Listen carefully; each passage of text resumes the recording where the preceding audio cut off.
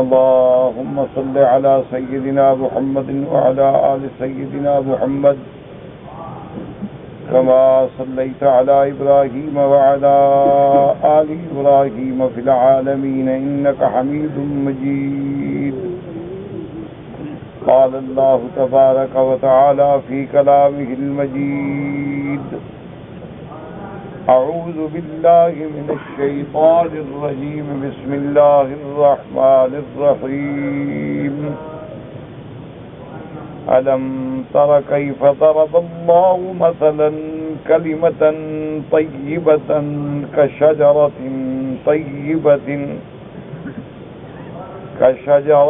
طيبة أصلها ثابت وفرعها في السماء تؤتي أكلها كل حين بإذن ربها ويضرب الله الأمثال للناس لعلهم يتذكرون. ومثل كلمة خبيثة كشجرة خبيثة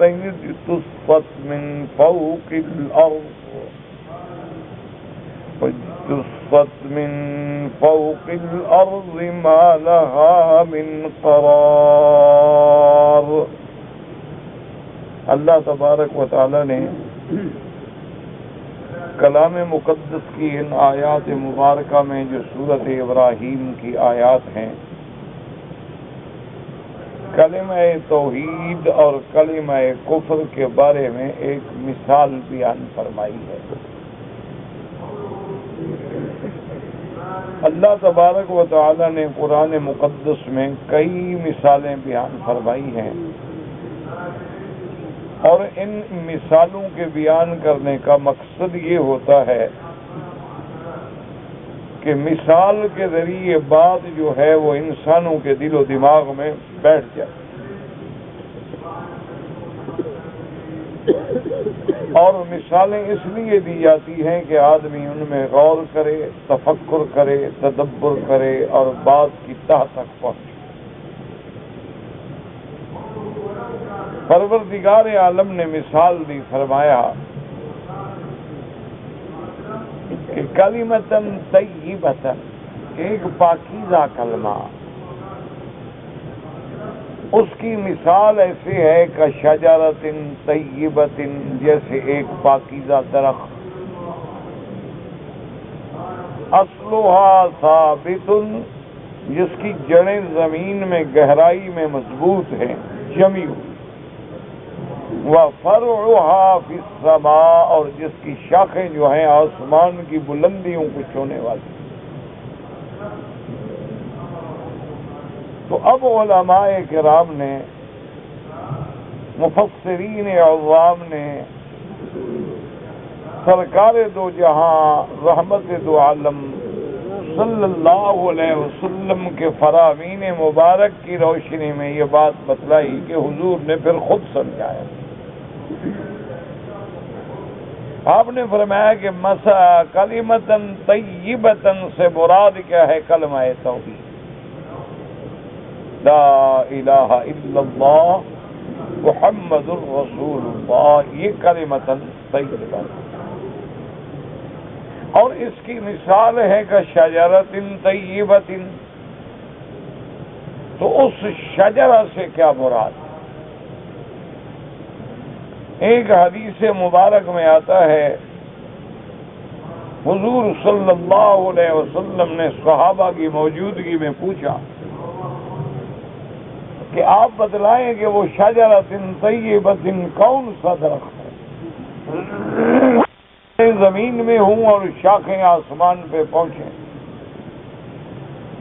اور جس کا پھل جو ہے ہر حال میں، ہر موسم میں موجود ہو. تو حضرت عبداللہ ابن عمر رضی اللہ تعالی عنہ فرماتے ہیں کہ میرے دل میں خیال آیا کہ کھجور کا درخت، لیکن میں ادب سے خاموش رہا کہ جہاں سیدنا ابو بکر بیٹھے ہیں میرے ابا حضرت عمر بیٹھے ہیں، جلیل القدر صحابہ بیٹھے ہیں، اور میں ایک کم سن نوجوان بچہ کیسے بولوں؟ لیکن میرے دل میں فوراً آ گیا تھا کہ اس سے مراد جو ہے وہ کھجور کا درخت ہے۔ صحابہ رضوان اللہ علیہم اجمعین خاموش رہے تو حضور صلی اللہ علیہ وسلم نے خود وضاحت فرما دی کہ اس سے مراد جو ہے وہ کھجور کا درخت ہے۔ اور ایک حدیث مبارک میں یہ آتا ہے کہ ایک صحابی حضور کی خدمت میں کھجور کا اندر سے نکلا ہوا گودا لے آئے، اور اس کے بعد میرے آقا نے پوچھا کہ آپ لوگ بتلائیں کہ شجرۃ طیبۃ وہ کون سا درخت ہے؟ اب اصحاب رسول جو ہیں وہ خاموش رہے، اور خود حضور صلی اللہ علیہ وسلم نے جواب فرمایا کہ اس سے مراد کھجور کا درخت ہے، کیونکہ کھجور کے درخت کی جڑیں جو ہیں وہ زمین میں ہیں، اس کا تنا جو ہے وہ بڑا مضبوط ہے، اور ایک طویل ترین درختوں میں شمار ہوتا ہے، اور پھر اس کی شاخیں جو ہیں بہت بلندیوں تک جاتی ہیں۔ اور پھر اللہ کی شان یہ ہے کہ کھجور ایک ایسا درخت ہے کہ جس کا پھل جو ہے ہر حال میں، ہر زمان میں استعمال ہوتا۔ ابھی آپ دیکھیں کہ صبح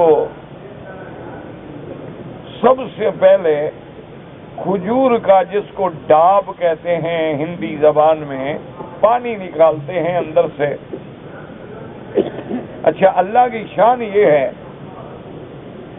کہ اگر اس پانی کو سورج کے نکلنے سے پہلے نکال لیا جائے تو وہ بڑا ہی لذیذ اور بڑا ہی مفید اور بڑا ہی مفرح ہوتا ہے، لیکن اگر سورج نکلنے کے بعد نکالا جائے تو اس میں ایک قسم کا سکر پیدا ہو جاتا ہے۔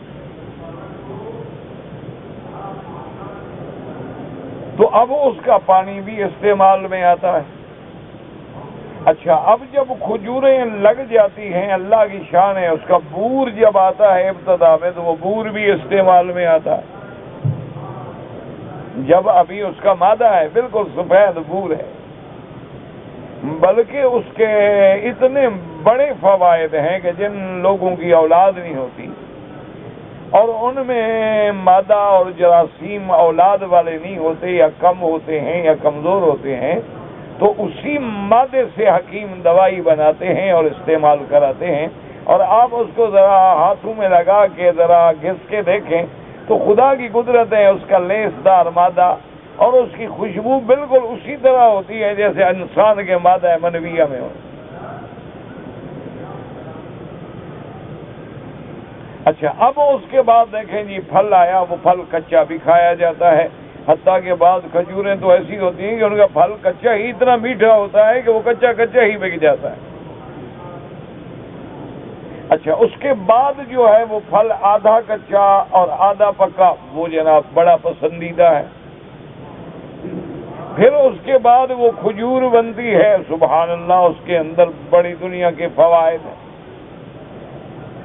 اچھا، پھر ان کھجوروں کو تازہ بھی آپ کھاتے ہیں اور سال ہر سال کے لیے محفوظ بھی کر دیتے ہیں، فریزر میں رکھ دیتے ہیں کہ تازہ اتری ہوئی کھجوریں جو ہے ہم رمضان میں کھاتے ہیں۔ اچھا، اگر وہ کھجوریں خشک ہو جائیں تو وہ سال ہر سال تک گھروں میں محفوظ رہتی ہیں۔ اور پہلے دور میں دیہاتوں میں، اعراب میں، جنگلوں میں، پہاڑوں میں خوراک کیا ہوتی تھی؟ یہ کھجوریں تو ہوتی تھی کہ اگر مہمان آیا تو انہوں نے اونٹنی کا دودھ نکالا اور کھجوریں کی پلیٹ سامنے رکھ دی، بس کھانا ہو گیا۔ یہی ناشتہ تھا، یہی کھانا تھا، اور یہی غذا ہے، یہی عشاء ہے۔ اور ہر گھر میں، ہر گھر کی دسترخوان کی زینت جو ہے وہ کھجور ہے۔ اچھا، اسی طرح پھر کھجور سے نبیذ بنتا ہے۔ کہ کھجور کے کچھ دانے لے کر پانی میں مسل دیے، بھگو دیے اور 10-12 گھنٹے کے بعد چھان کے پی لیں، اس سے بڑا مفرح اور مقوی شربت ہی کوئی نہیں دنیا میں۔ لیکن یہ شرط ہے کہ زیادہ دیر نہ گزرے، اگر 2-3 دن پڑا رہے تو سکر میں نشہ آ جاتا ہے، یا اس کو پکا دیا جائے تو پھر نشہ آ جاتا ہے، پر جب مسکر ہوگا تو حرام ہو جائے گا۔ جیسے انگور کھا لیں آپ، انگور کا رس نکال کے اسی وقت آپ گلاس پی لیں، کوئی بات نہیں، لیکن اگر اس کو نعوذ باللہ پکا لیا جائے تو سب سے بڑا خمر ہے، شراب ہے۔ تو اب جناب اس کھجور کے منافع پہ آپ غور کریں کہ ہر حال میں، ہر موسم میں، ہر زمان میں اس کا پھل جو ہے وہ استعمال ہو۔ اسی طرح علماء نے فرمایا ہے کہ کھجور میں اللہ نے جتنی چیزیں پیدا کی ہیں کوئی چیز بھی بیکار نہیں۔ اب دیکھیں نا، اب آم جو ہے اس کو کہتے ہیں سلطان الاسمار، یہ پھلوں کا بادشاہ ہے، اور اللہ نے واقعی اس میں عجیب ذائقہ، عجیب خوشبو رکھی ہے، اگر صحیح معنی میں آم ہو۔ اب تو مشکل ہے نا، جو ہمیں آم ملتے ہیں نا، یہ تو آموں کے ساتھ ظلم ہوتا ہے۔ یہ جو ہم کھاتے ہیں نا مارکیٹ سے خرید کر، یہ تو مظلوم ہوتے ہیں بیچارے، یہ آم تھوڑے ہوتے ہیں، یہ تو کچے وقت سے پہلے توڑ دیے جاتے ہیں، پیٹیوں میں بند کر کے دوائی ڈال دی جاتی ہے، وہ اس دوائی کی وجہ سے 2-3 دن کے اندر پیلے بھی ہو جائیں گے اور زبردستی پک بھی جائیں گے۔ یہ آم نہیں ہوتا کھانے کے لیے، اصل یہ تو میٹھا میٹھا زہر ہے جو ہم کھاتے ہیں۔ اگر آم اپنے وقت پہ پکا ہوا ہو اور وقت پہ توڑا جائے، اسے ٹھنڈا کیا جائے، استعمال کیا جائے، تو واقعی اللہ نے اسے عظیم نعمت بنایا۔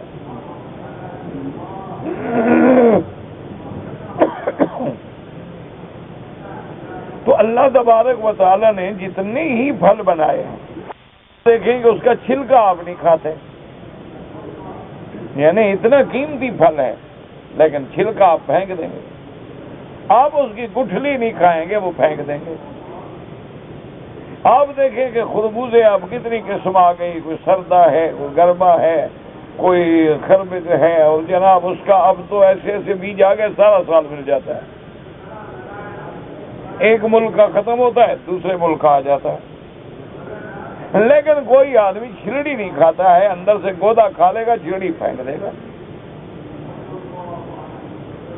آپ لیمون استعمال کرتے ہیں لیکن اس کا چھلکا استعمال نہیں کرتے۔ آپ اسی طرح اورنج ہے، مالٹا ہے، سنترا ہے، کنو ہے، فروٹر ہے، ریڈ بلیڈ ہے، استعمال کریں گے لیکن چھلکا پھینک دیں۔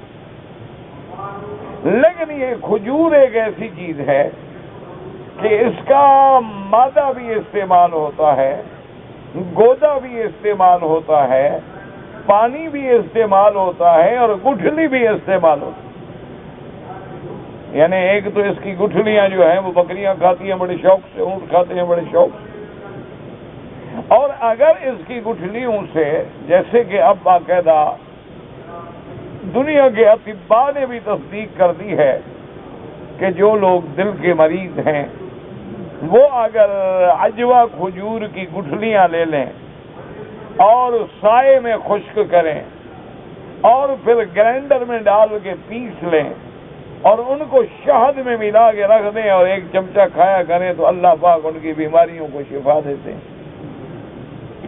تو یعنی اب کھجور بھی دوا ہے اور اس کی گٹھلی بھی دوا ہے اور غذا ہے، اور یہ نعمت جو ہے صرف کھجور میں حاصل ہے کہ جو غذا بھی ہے، دوا بھی ہے اور فاکہہ بھی ہے۔ یعنی اگر آدمی 2-4 کھجوریں کھا لے تو پوری کیلوریز جو اس کے بدن کو ضرورت ہے، جتنا اس کو وٹامن چاہیے وہ سب اس کے بدن میں آ جاتے ہیں، اور کسی غذا کی اسے ضرورت نہیں۔ یعنی کھجور پہ اور پانی پہ زندہ رہ سکتا ہے، چاہے 1 سال 2 سال 4 سال گزار، کوئی روٹی ووٹی کوئی چیز نہ کھائے۔ اور اس کے بدن میں کوئی کمی نہیں آئے گی. یعنی یہ محسوس نہیں ہوگا کہ بھئی یہ تو بیچارہ اب مر گیا، کمزور ہو گیا. نہیں، بالکل پوری طاقت. تو اب اس کا پانی بھی استعمال ہوتا ہے، اس کا کھجور کچا، آدھا پکا، پورا پکا، خشک، سبز بھی استعمال ہوتا ہے. اچھا، اسی طرح اللہ نے جو اس کے اوپر آپ نے دیکھا ہے کہ اس کی جو شاخیں ہیں اس کی آپ چٹائیاں بناتے ہیں، بڑی بڑی خوبصورت ٹوکریاں بناتے ہیں، زنبیل بناتے ہیں، اور اس کی جو تنے کی لکڑی ہے اس اپنے مکانات میں اور چھتوں میں اور ستون میں اور ہر چیز میں استعمال کرتے ہیں. تو کھجور ایک ایسا درخت ہے کہ جس کا ذرہ ذرہ جو ہے فائدے میں، یعنی اس کی کوئی چیز بھی اللہ نے بیکار نہیں بنائی کہ کوئی چیز پھینک دی جائے، بے ضرورت ہے، کوئی فائدہ نہیں، کیا کریں گے. ہر چیز جو ہے وہ استعمال ہوتی. اور اسی طرح علماء نے ایک استدلال کیا ہے اللہ تبارک و تعالیٰ کے قرآن سے، اور یہی دراصل علماء کا کام ہوتا ہے، یہی دراصل تفقہ ہے، اسی کا نام فقہ ہے کہ قرآن کی آیات سے، احکام سے مسائل کا استنباط کریں.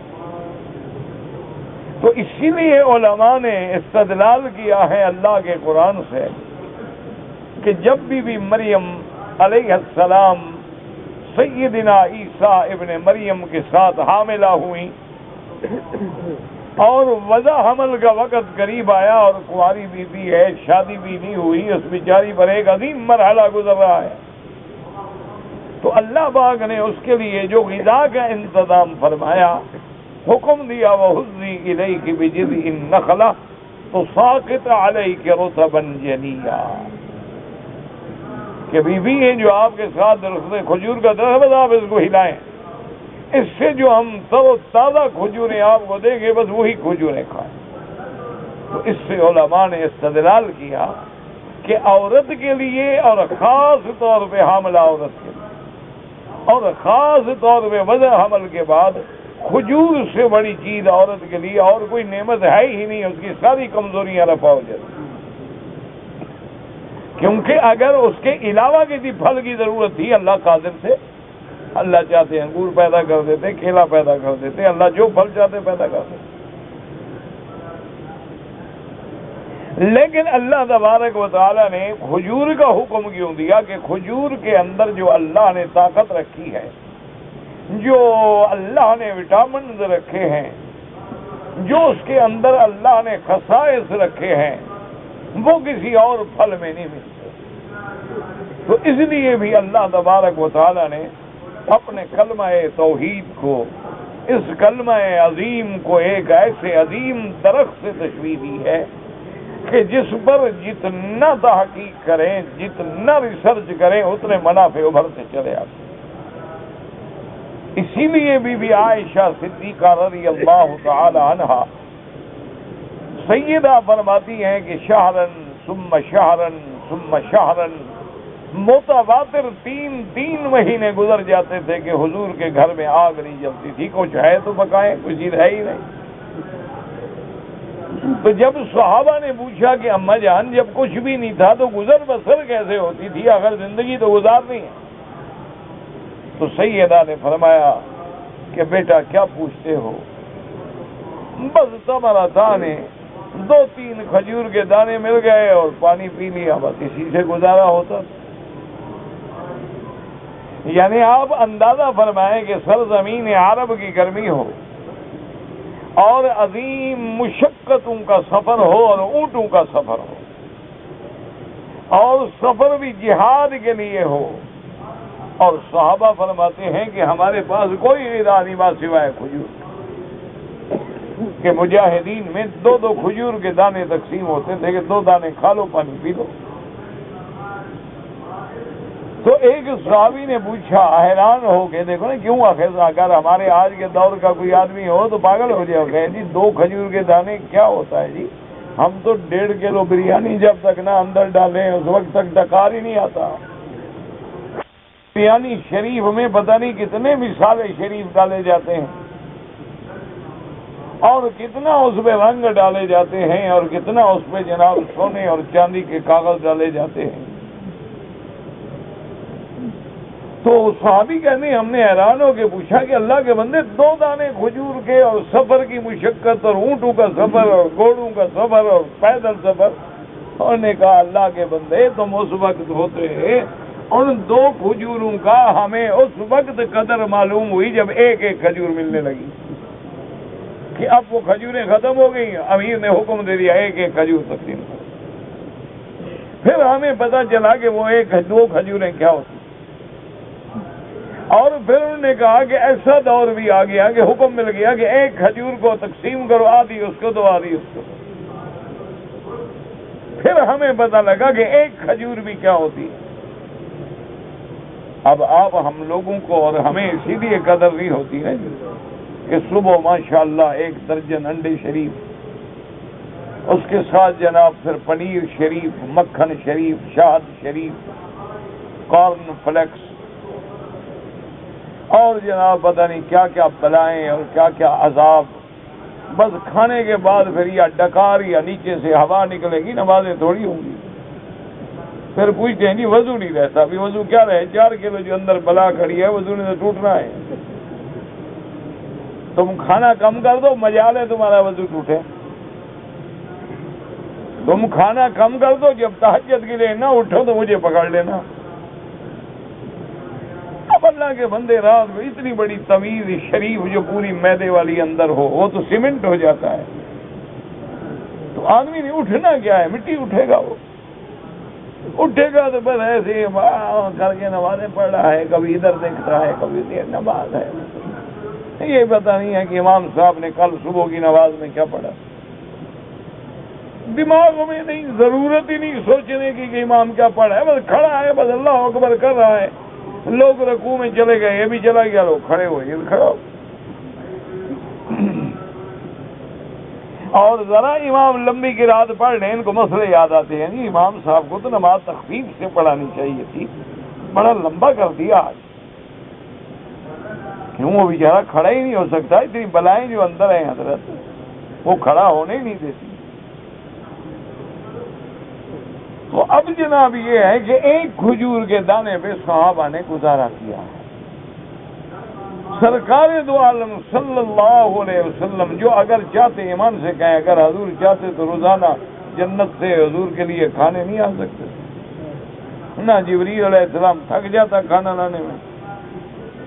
اللہ تبارک و تعالی اگر قوم موسیٰ علیہ السلام پہ من و سلوہ اتار سکتے ہیں تو سرکار دو عالم کے صحابہ کے لیے من و سلوہ کا اترنا کو مشکل بات.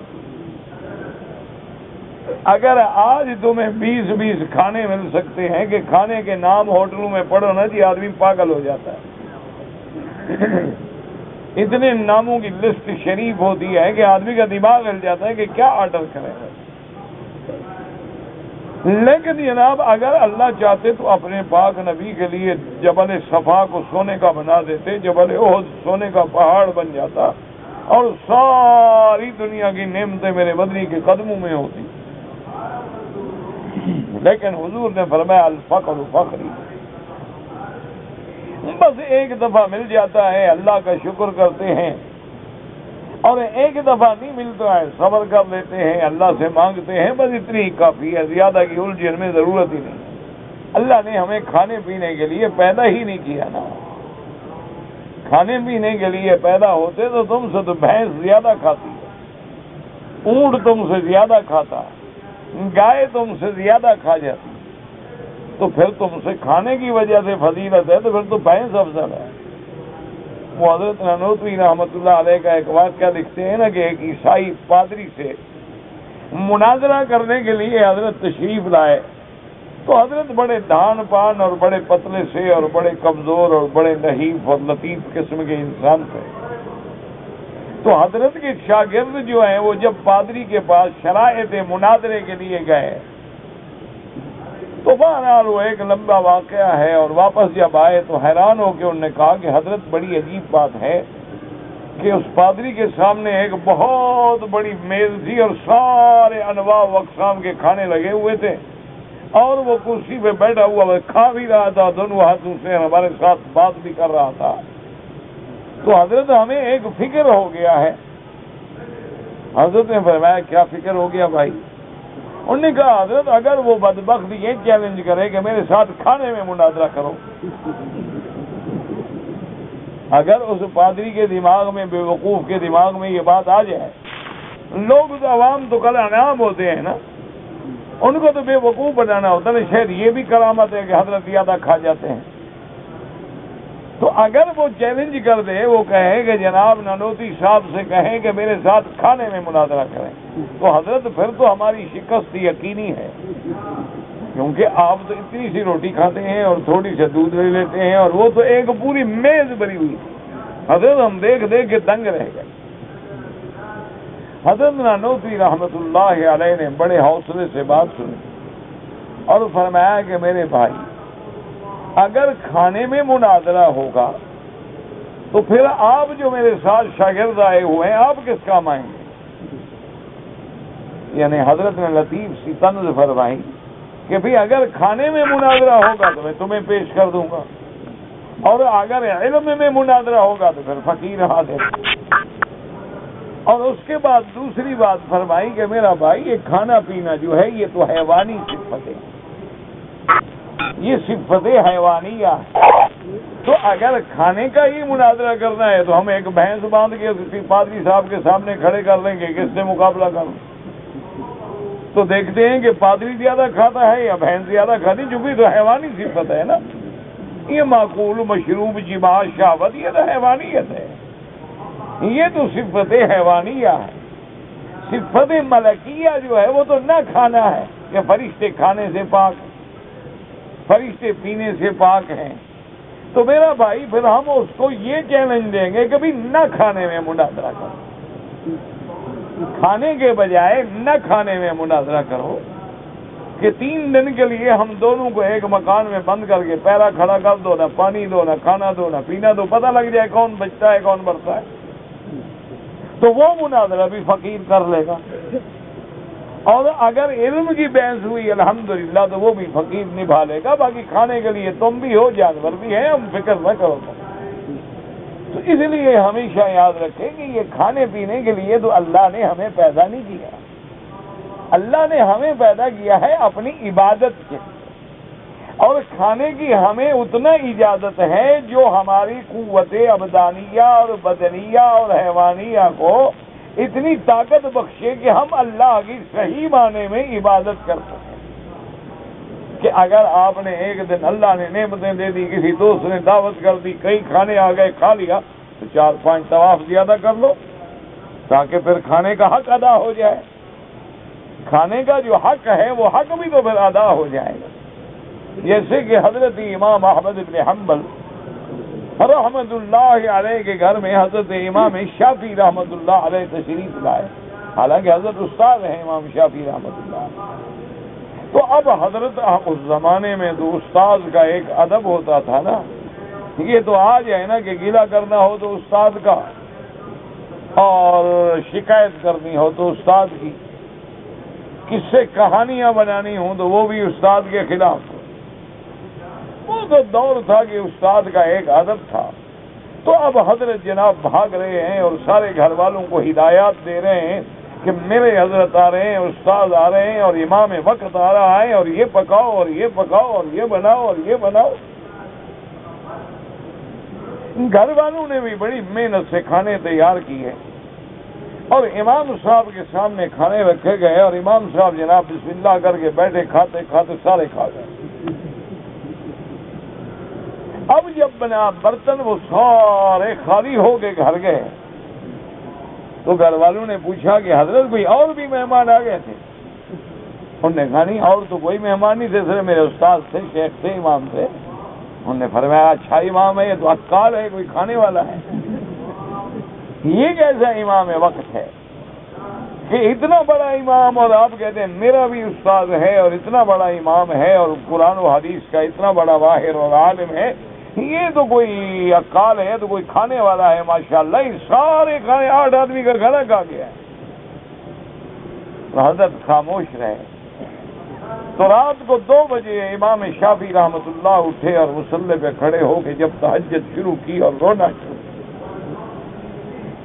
تو حضرت نے اپنے گھر والوں سے کہا کہ کھاتے ہوئے دیکھا تھا تو اب کماتے ہوئے بھی تو دیکھو نا میرے ساتھ میں، تم نے تو ان کے کھانے پہ نظر رکھی تھی نا، اب اس کی محنت پہ بھی نظر کرو کہ 2 بجے رات سے کھڑے ہیں، صبح تک تو قرآن پڑھ رہے ہیں اور سو رہے ہیں، وہ کھانا پھر کہاں رہے گا؟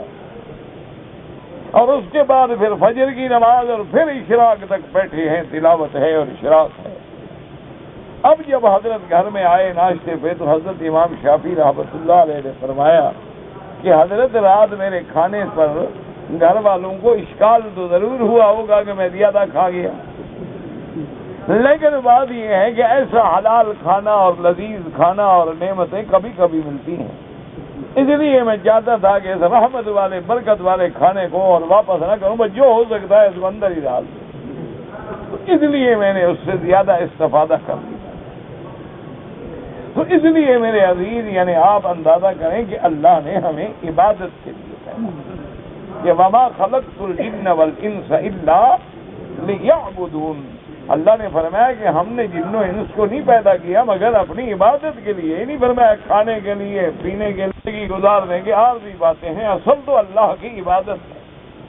تو اس لیے علماء نے لکھا ہے کہ اگر اللہ کبھی نعمتیں عطا فرما دے، اگر اللہ تبارک و تعالی نے آپ کو راحت عطا فرما دی تو پھر آپ اس کا حق ادا کریں کہ اس رات میں پھر زیادہ محنت کریں، کھڑے کھڑے تہجد میں وقت گزاریں، اور اللہ کے کعبے میں تو ایک عظیم عبادت ہے کہ طواف کرو، عبادت کی عبادت ہے، صحت کی صحت ہے، ایکسرسائز کی ایکسرسائز ہے، ایسی نعمت دنیا کے کسی کونے میں نہیں۔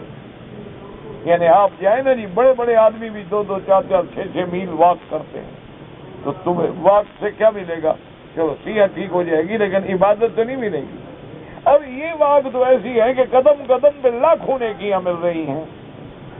تو اللہ تبارک و تعالیٰ نے تو ہمیں ایک عظیم نعمت سے نوازا ہے، لیکن اس کے باوجود بھی اگر ہم بدقسمت ہیں تو یہ ہماری بدقسمتی ہے۔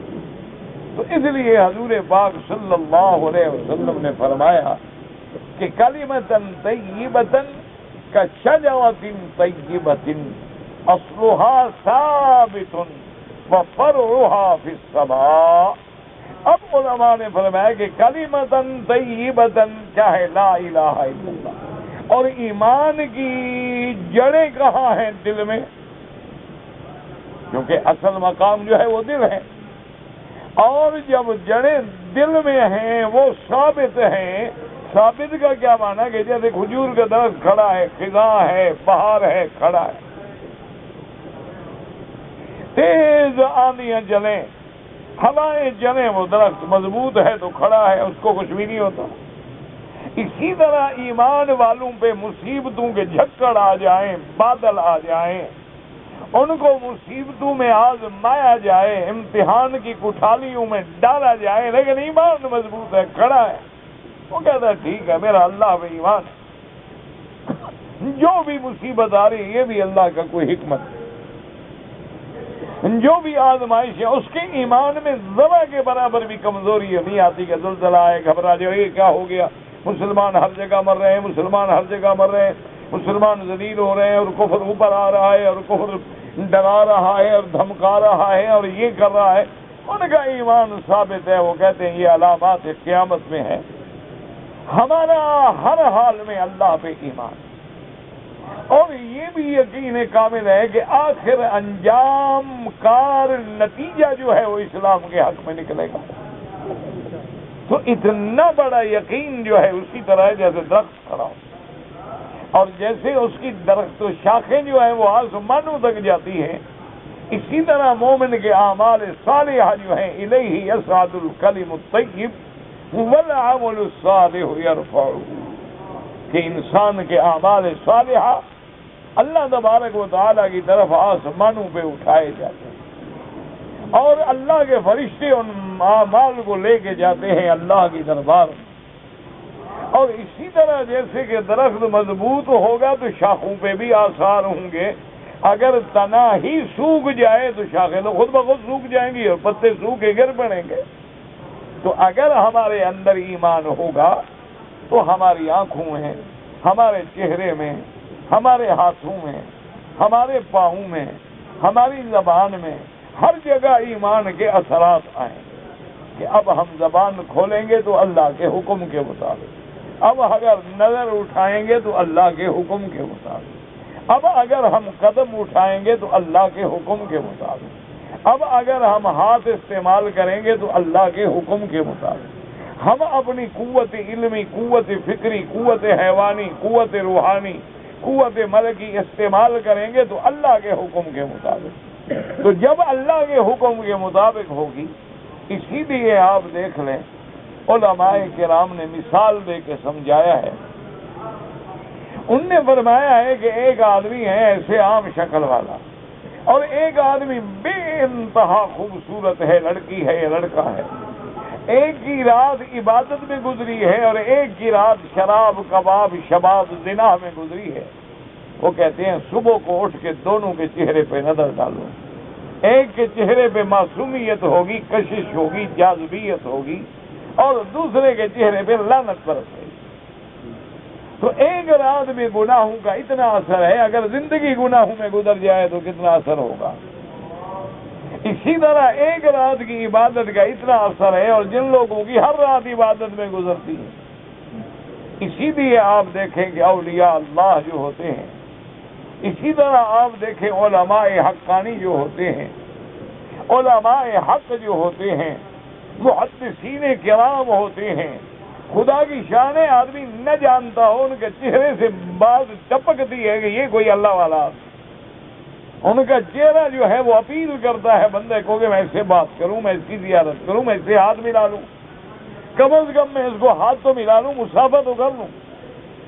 لیکن اس کے مقابلے پہ ایک دنیا دار ہے، اعلی سے اعلی لباس میں ہے، لیکن اس کے چہرے پہ نہ کشش ہے، نہ معصومیت ہے، نہ جاذبیت ہے، نہ نورانیت ہے، نہ وہ بشاشت ہے، نہ وہ اطمینان و تسکین ہے۔ وجہ کیا ہے کہ اعمال صالحہ نہیں۔ اس لیے اللہ تبارک و تعالی نے قرآن مقدس کے اندر مثال، اور جب ایمان کے کلمہ توحید کی مثال دی تو اس کے سامنے پھر کلمہ کفر کی مثال دی۔ اللہ نے فرمایا کہ کلمہ خبیثہ جو ہے، اور کلمہ خبیثہ جو ہے سب سے بڑا کلمہ کفر ہے، کلمہ شرک ہے، اللہ کی ذات اور وحدانیت کا انکار ہے، انبیاء اور رسولوں کا انکار ہے، اللہ کے دین کے ساتھ انکار ہے۔ فرمایا اس کی مثال ایسی ہے کہ شجرۃ خبیثۃ، کہ ایک ایسا گندا درخت، پلید درخت، اجتثت من فوق الارض۔ اجتثت کا معنی ہوتا ہے یعنی پورے جثے کے ساتھ جس کو اٹھا کے پھینک دیا جائے، یعنی ایسے جو پکڑو تو سارا کچھ نکل آئے، کیونکہ نیچے جڑیں تو ہے نہیں، وہ پھل بھی ساتھ ہے اور اس کی بیلیں بھی ساتھ ہیں، اور سب ہاتھ میں اٹھا کے پھینک دو۔ تو اجتثت کا معنی اوپر سے اوپر زمین سے اکھاڑ لینا، صرف ہاتھ ڈالو اور اکھاڑ لو، ما لہا من قرار، اس کو کوئی ثبات ہے ہی نہیں۔ تو اب علماء نے فرمایا کہ اس کی مثال ایسی ہے کہ جیسے حنظل عربی میں کہتے ہیں، اور اردو زبان میں کوڑ تما اس کو کہتے ہیں، بالکل اتنا پیلا سا ہوتا ہے، ہم صحرا میں ریت کے علاقوں میں، اور اتنا کڑوا ہوتا ہے، اتنا کڑوا ہوتا ہے نا، اس کو ہاتھ لگ جائے نا تو ہاتھ کڑوا ہو جائے، اس کے پاس سے گزر جائے تو منہ کڑوا ہو جاتا ہے، چاہے آپ اس کو ہاتھ بھی نہ لگائیں، کھائیں بھی نہ۔ اور وہ اتنا کڑوا ہوتا ہے کہ اگر پاؤں کے ساتھ اس پہ اوپر چلے نا جی، پاؤں سے، تو فوراً منہ کے اندر کڑواہٹ آ جائے گی، حالانکہ آپ پاؤں آپ کھایا نہیں ہے، آپ نے نہ آپ نے استعمال کیا، صرف اس کو نیچے پڑا ہے، آپ اوپر اس کو پاؤں کے ساتھ چلتے جائیں تو 5 منٹ کے بعد آپ کا منہ کڑوا ہو جائے گا۔ تو اس لیے علماء نے فرمایا کہ شجرۃ طیبۃ، اس سے مراد جو ہے وہ کھجور کا درخت ہے، اور شجرۃ خبیثۃ، اس سے مراد جو ہے وہ حنظل ہے۔ لیکن یاد رکھیں کہ یہ ایک مثال ہے، ضروری نہیں ہے کہ وہ حنظل ہی ہو، ہو سکتا ہے اور بھی ایسے کئی دنیا میں درخت ہیں کہ جن کی زمین کے اوپر بیلیں پڑی ہوتی ہیں لیکن جڑیں نہیں ہوتی زمین میں، اور دنیا میں کئی درخت ہیں جن کی زمین میں جڑیں ہوتی ہیں، جیسے شیشم کا درخت ہے، او بڑی بڑی دور تک جڑیں جاتی ہیں، جیسے کیکر کا درخت ہے، اسی طریقے سے اور کئی درخت ہیں جن کی جڑیں جو ہیں ایسے پھیلتی چلی جاتی ہیں زمینوں کے اندر، لیکن حضور صلی اللہ علیہ وسلم نے اس کے منافع عامہ تامہ کے مطابق کھجور سے تشبیہ کی، کیونکہ ہر درخت کا ایک موسم ہے، ہر پھل کا ایک وقت ہے، وقت گزرنے کے بعد وہ پھل نہیں ملتا، لیکن کھجور آپ جب چاہیں، جس دور میں چاہیں، سردی میں، گرمی میں، ہر زمانے میں آپ کو کسی نہ کسی قسم کی کھجور جو ہے وہ مل جائے گی۔ اور آج بھی الحمدللہ ثم الحمدللہ کے جو صحیح معنی میں عرب گھرانے ہیں، ان کے اندر جو کھجور ہے وہ ہر حال میں جب بھی آپ کھانے پہ جائیں گے نا تو سب سے پہلے عرب جو ہے وہ کھجور لائیں، کیونکہ سنت بھی یہی ہے کہ کھانے سے پہلے میٹھی چیز کا کھانا۔ ہم نے تو خیر سنت یہ بنائی ہے نا کہ میٹھا بعد میں کھانا ہے، سویٹ ڈشز جو ہیں ہماری وہ ساری جو ہیں وہ بعد میں استعمال ہوتی ہے، لیکن اسلام یہ کہتا ہے، سنت مصطفیٰ یہ کہتی ہے کہ کھانا شروع کرنے سے 10-15 منٹ پہلے کوئی میٹھی چیز تھوڑی سی کھا لیں۔ اچھا، خدا کی شان ہے، اب ڈاکٹر بھی مانتے ہیں کہ میٹھی چیز جب کھائی جائے تو معدے کے اندر ایک اشتہا پیدا ہوتی ہے، معدے کے اندر ایک خواہش پیدا ہوتی ہے کھانے کی، اور پھر وہ اپنے ہضم کے معاملے میں تیز ہو جاتا ہے۔ تو بعد میں بھی کھا سکتے ہیں، منع نہیں، لیکن سنت یہ ہے کہ پہلے بھی کھایا جائے اور بعد میں اللہ دے تو بعد میں بھی کھا لیں۔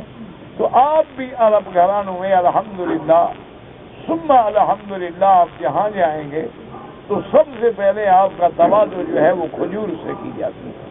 تو اس لیے اللہ پاک نے قرآن میں ایک مثال بیان کر دی تاکہ ہمارے دلوں کے اندر یہ بات بیٹھ جائے کہ کلمہ طیبہ ایسا کلمہ ہے، اسی لیے حدیث میں آتا ہے افضل الذکر لا الہ الا اللہ محمد الرسول اللہ۔ اسی لیے ایک صحیح حدیث مبارک میں ہے کہ سیدنا موسیٰ علیہ السلام نے اللہ تبارک و تعالیٰ سے درخواست کہ یا اللہ مجھے کوئی خاص کلمہ عطا فرمائے جس سے میں آپ کا ذکر کروں۔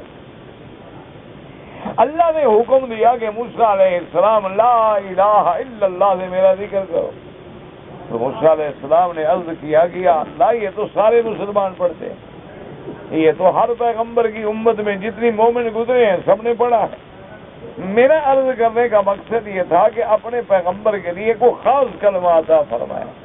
تو اللہ نے فرمایا کہ موسیٰ علیہ السلام تمہیں پتہ نہیں ہے کہ اس کلمے کا کیا وزن ہے، کہ اگر 7 آسمان اور 7 زمینیں ترازو کے ایک پلڑے میں رکھی جائیں اور اس کلمے کو ایک پلڑے میں رکھا جائے تو یہ کلمہ بھاری ہو جائے گا۔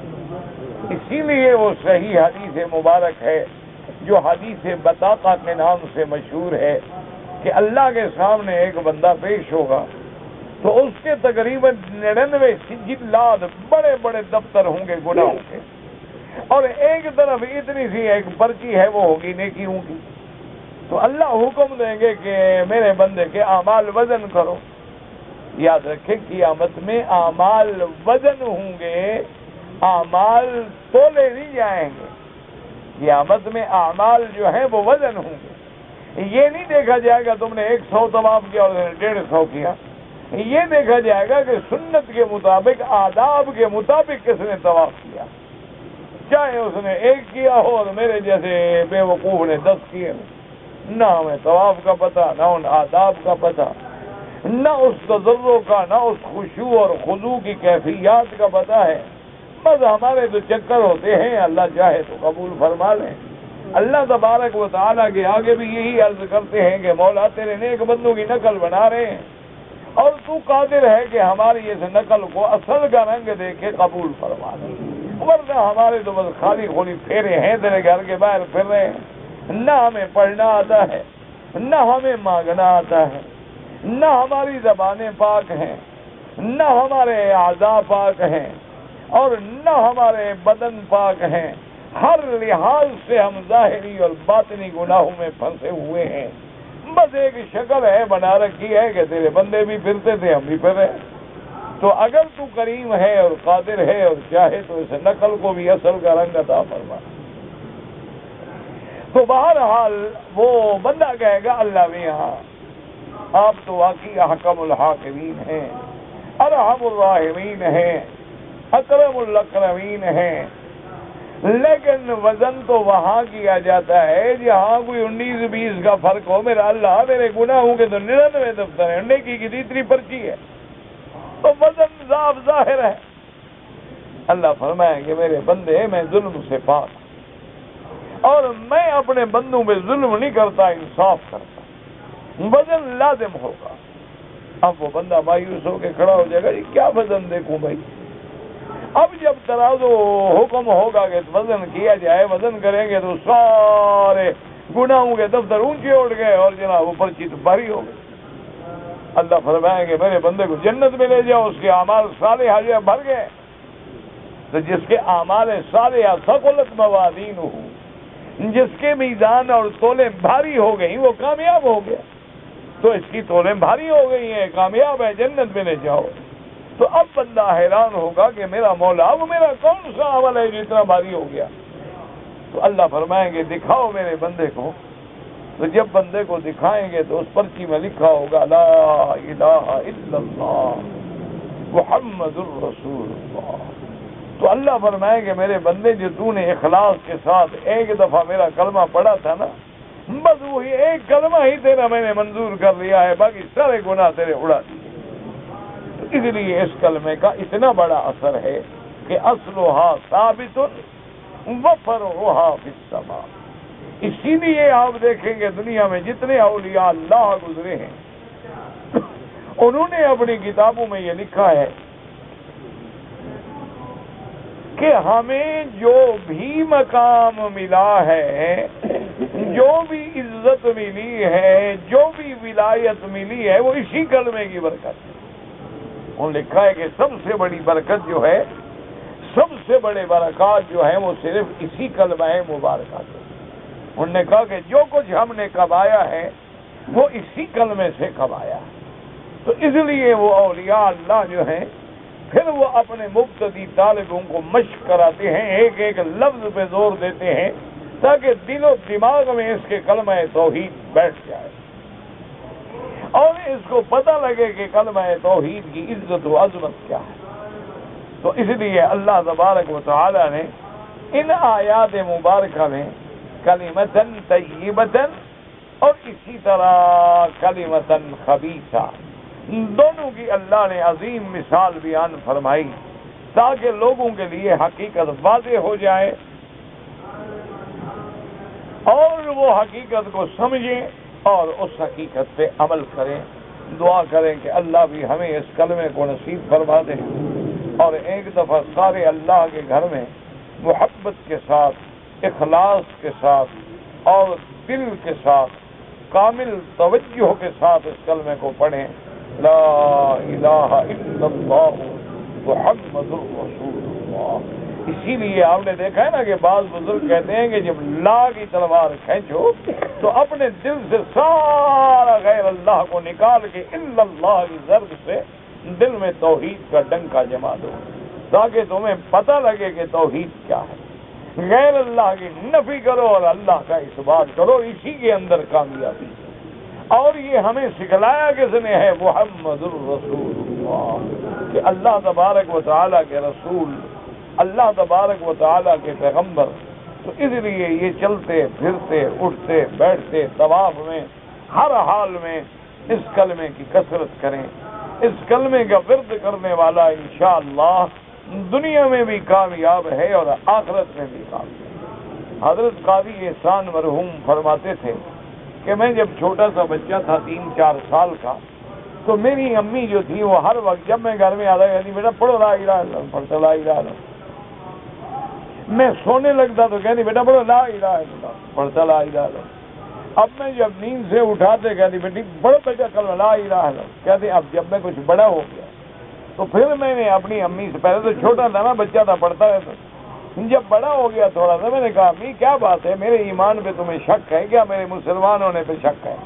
ہر وقت گھر میں آؤ کلمہ پڑھو، اٹھو کلمہ پڑھو، سو کلمہ پڑھو، بیٹھو کلمہ پڑھو، چلو کلمہ پڑھو، کیا ہے؟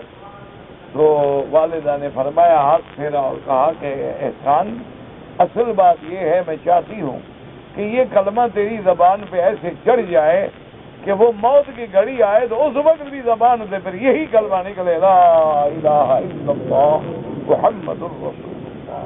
کیونکہ آپ نے دیکھا ہے نا، بعض لوگوں کو گالیاں دینے کی عادت ہوتی ہے، دوست ملے تو گالی دیں گے، بھائی اچھا کبھی باپ بھی آ جائے، باپ کو بھی بدبخت گالی دے دیتے ہیں، کیونکہ زبان پہ جو گالی چڑھی ہوئی ہے، کریں کیا غریب؟ اچھا بعد میں شرمندہ بھی ہوتے ہیں کہ میں نے کیا کیا، لیکن عادت ہو گئی۔ اسی لیے ہمارے یہاں ایک حافظ تھے قرآن کے، فوت ہو گئے بیچارے، اللہ ان کی قبر پہ رحمت کرے۔ سادہ حافظ تھے بیچارے، قاری تو تھے نہیں، بالکل سادہ حافظ تھے، لیکن قرآن صحیح پڑھتے تھے، قاری نہیں تھے۔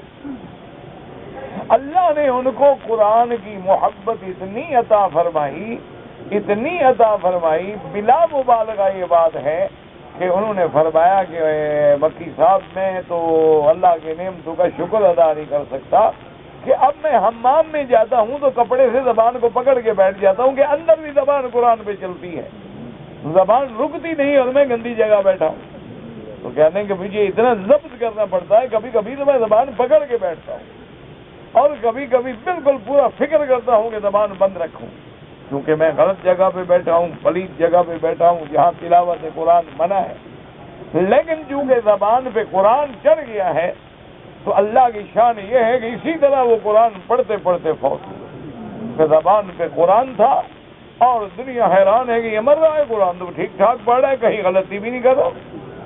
وجہ کیا تھی کہ زبان پہ قرآن کی عادت ہو گئی۔ تو جن لوگوں کو کلمہ طیبہ کی عادت ہو جاتی ہے، اسی لیے بزرگ جو ہیں وہ ہر حال میں اسی کلمے کا زور دیتے ہیں کہ رات ہے، دن ہے، جلوت ہے، خلوت ہے، اور ظاہر ہے، باہر ہے، جہر ہے، خفی ہے، اخفا ہے، بس کلمہ پڑھو، اسی میں وہ زور لگاتے ہیں۔ اور افسوس یہ ہے کہ بعض آج کل کے نوجوان بیچارے جو ان کے مصطلحات کو بھی نہیں سمجھتے ہیں، انہی پہ کفر کے فتوے لگا دیتے ہیں کہ دیکھو جی کلمہ توڑ دیا اور کلمہ توڑ دیا اور کلمہ توڑ دیا۔ انا للہ و انا الیہ راجعون۔ اللہ کے بندے یہ نہیں سمجھتے ہیں کہ بچے کو جب بسم اللہ پڑھاؤ گے تو پہلے دفعہ تو پوری بسم اللہ وہ نہیں پڑھے گا، کہو گے بسم اللہ بسم اللہ بسم اللہ الرحمٰن الرحمٰن، کیوں؟ تاکہ اس کو جب یاد ہوگی کہو گے بسم اللہ الرحمن الرحیم۔ تو یہ تو مبتدیوں کی ہدایت اور سکھانے کے لیے طریقہ ہوتا ہے، ورنہ انہوں نے یہ نہیں کہا کہ اللہ نے من تم ہمیشہ کلمہ توڑا کرو، یہ بات نہیں ہوتی ہے۔ اللہ ہمیں بھی سمجھنے کی توفیق دے، اور اللہ تبارک و تعالی ہمیں بھی اس کلمہ مبارک سے محبت دے، کلمہ توحید کو ہمارے دلوں میں جما دے۔ اسی لیے بزرگ کہتے ہیں کہ اللہ کے بڑے مزے، وہ کہتے ہیں کہ اللہ کے بڑے مزے، جو آئے سو چکھ لے۔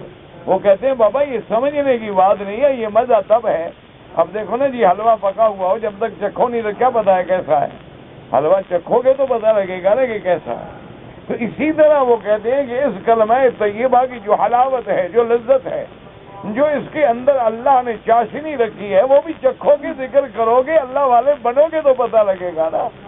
اگر تم صرف لفظوں کا شکار رہو گے تو پھر کیا ہوگا؟ اس لیے اللہ نے قرآن پاک میں یہ عظیم مثال بیان فرمائی، اللہم ثبتنا علی الایمان، اللہم ارزقنا حسن الختام، اللہم اجعل آخر کلامنا لا الہ الا اللہ محمد الرسول اللہ۔ کہتے ہیں جی کہ بو علی قلندر نے ایک ٹانگ پہ کھڑے ہو کے عبادت کئی سال کی۔ آپ کو ملے تھے؟ نہیں، آپ نے دیکھا تھا، کہاں کھڑے تھے؟ آخر آپ کو یہ ہے، آپ نے دیکھا ہے، آپ کے والد نے دیکھا، کسی بزرگ نے دیکھا، کس نے دیکھا کہ 1.5 سال ایک ٹانگ پہ کھڑے رہے، نہ نماز نہ روزہ، بس 1.5 سال ایک ٹانگ پہ کھڑے۔ کیا عقل کی بات! یعنی وہ نماز نہیں پڑھتے،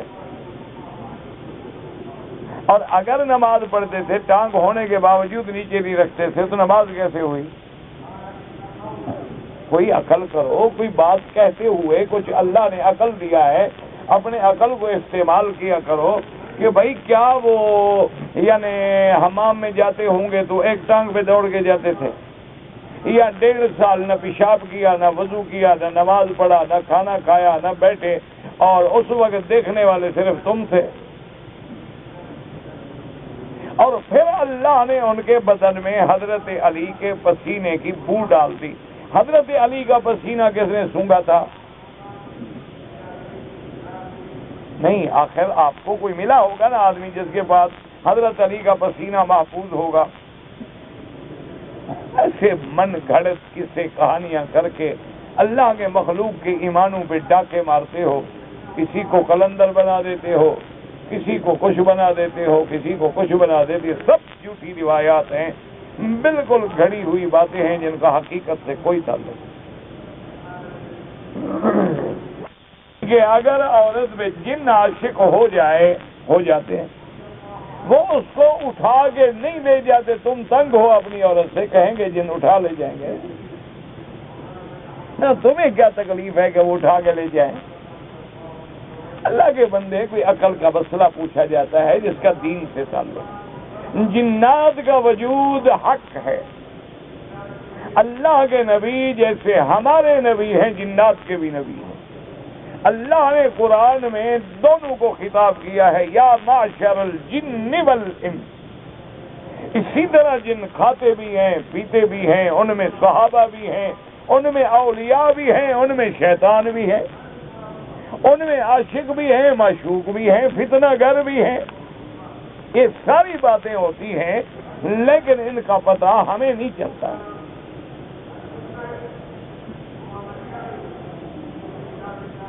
کہتے ہیں جی آج کل جھوٹے پیر ہیں، لوگوں کی عزتوں سے کھیلتے ہیں، تو ان کو کوئی سزا کیوں نہیں دیتا؟ تم جا کے دے دو، میں تو نہیں دے سکتا۔ اللہ کے بندے، یہاں سزا نہ بھی ملے تو آخرت تو کہیں نہیں گئی نا، وہاں تو ملے گی نا۔ قیامت کا دن، یوم حشر کا دن، وہ ایک ہی بات ہے، کوئی بات نہیں۔ یوم قیامہ وہی قیامت ہے۔ یہ کیا مقصد ہے آپ سے پوچھیں؟ ظہر کی نماز قضا ہو گئی ہے، تو اب قضا جو ہے آپ نے فرض کی قضا کرنی ہے، سنتوں کی قضا نہیں ہوتی۔ ویسے بعض علماء فرماتے ہیں کہ چونکہ 4 رکعت پہلے والی مؤکدہ ہیں، بعد والی مؤکدہ ہیں، پڑھ لو تو بہتر ہے، ورنہ قضا جو ہے وہ فرض کی ہوتی ہے یا واجب کی ہوتی ہے۔ آپ نے 4 رکعت فرض قضا پڑھ لی، الحمدللہ۔ بچہ پیدا ہونے کے بعد اذان دینا ثابت ہے۔ کہتا ہے جی ہسپتال میں کیوں نہیں دیتے؟ ان کو نہیں آتی ہوگی اذان۔ ہسپتال میں نہ دینے سے سنت کا استحقاق تو نہیں ہو جاتا؟ جب بچہ تمہیں ملے تم دے دینا، بس کوئی بڑی بات ہے۔ تمہیں نہ آئے تو کرائے کے مولوی بہت،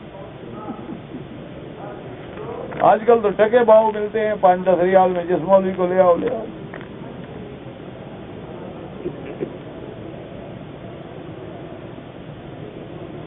جی کہ ایک آدمی کی بیوی کے پاس 20,000 ریال سونے کے زیورات ہیں۔ امام ابو حنیفہ رحمۃ اللہ علیہ کے نزدیک زکوٰۃ ضروری ہے، اور وہ زکوٰۃ بیوی ہی دے گی، شوہر کے ذمہ نہیں ہے۔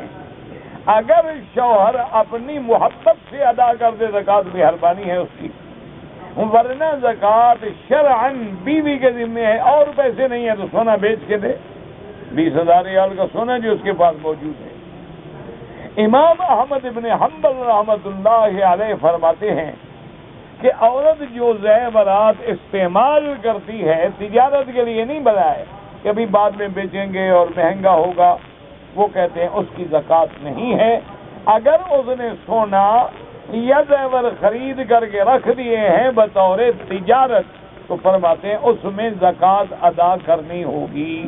اور زکوٰۃ کا طریقہ یہ ہے کہ موجودہ مارکیٹ ریٹ دیکھ کر 2.5% جو ہے آپ زکوٰۃ دے دیں۔ یعنی موجودہ ریٹ دیکھ لیں گے آج، کیونکہ سونا تو اوپر نیچے ہوتا رہتا ہے نا، کبھی مہنگا ہو گیا کبھی سستا ہو گیا، تو جب آپ نے زکوٰۃ نکالنی ہے اس وقت مارکیٹ میں سونے کا کیا ریٹ ہے، جتنا ریٹ ہے اندازہ لگا لیں کہ جی 20,000 بن گیا تو 2.5% زکوٰۃ دے دیں۔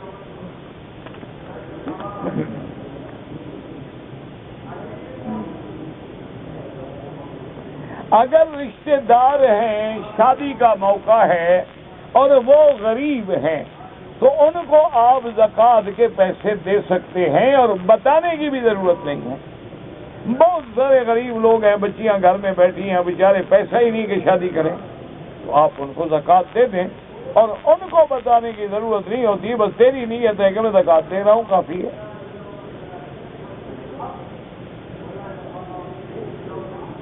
اگر امام نے جہری نماز میں تھوڑی دیر وقفہ کر کے سورۃ الفاتحہ پڑھ لی تو پھر سجدہ سہو کی ضرورت نہیں ہے۔ گناہ کبیرہ بھی معاف ہو جاتے ہیں، بالکل معاف ہو جاتے ہیں، صرف حقوق العباد معاف نہیں ہوتے، یعنی اگر بندوں کا حق ہے، ہم نے کسی کا پیسہ دینا ہے، قرضہ دینا ہے، وہ نہیں معاف ہوگا، باقی جتنے بڑے گناہ ہیں وہ سب کے سب اللہ حج سے معاف کر دیتے ہیں۔ کہتے ہیں جی کہ میں بڑا پریشان ہوں، میری 5 سال ہو گئے شادی کو، اولاد نہیں ہوتی، اب ڈاکٹر کہتے ہیں کہ ٹیسٹ ٹیوب کے بغیر کوئی حل نہیں ہے۔ میرا بھائی بات یہ ہے کہ اگر تمہارا نطفہ لے کے عورت میں ڈالا جائے وہ تو جائز ہے، اگر کسی دوسرے مرد کا نطفہ ڈالا جائے تو زنا ہے، حرام ہے، اولاد بھی حرام ہے، سیدھی سی بات۔ نکاح ہو جاتا ہے، نہیں ہوتا، کیونکہ ٹیلی فون پہ آواز بدل جاتی ہے، صحیح پہچان نہیں ہوتی آواز کی، اور آسان حل یہ ہے کہ آپ ایک کاغذ پہ اپنے کسی رشتہ دار کو، بزرگ کو وکیل بنا دو کہ جی میں آپ کو اختیار دیتا ہوں، آپ میرے وکیل ہیں، اور آپ جا کر فلاں جگہ فلاں لڑکی فلاں کی بیٹی سے میرا ایجاب و قبول کر دیں، بس وہ جا کے آپ کی طرف سے کر لیں، آپ کا نکاح ہو گیا، کوئی ٹیلی فون کی ضرورت ہی نہیں۔